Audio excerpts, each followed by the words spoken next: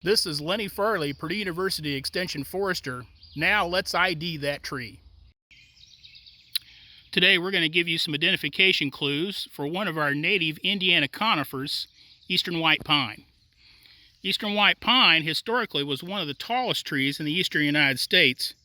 It had the capacity to perhaps get up to 200 feet tall or taller, and there are still examples on the landscape in some old growth stands of 150 feet plus. Eastern white pine is one of the 5-needled pines. There are several, but it's the only one native here in Indiana. And when we say 5-needled, what that means is needles on conifers are held in what's called fascicles, or little bundles attached to the stem, and eastern white pine has 5 needles per fascicle. The other pines that you're going to run into in Indiana typically have 2. Eastern white pine has needles that are approximately 4 inches or long or longer, and a really attractive blue-green color.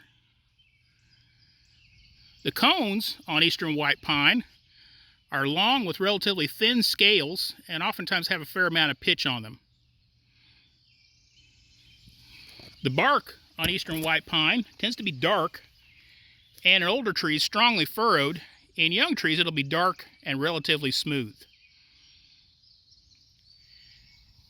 The tree puts on a ring of branches, and so we can typically count up the tree, the ring of branches, to get an approximation of age.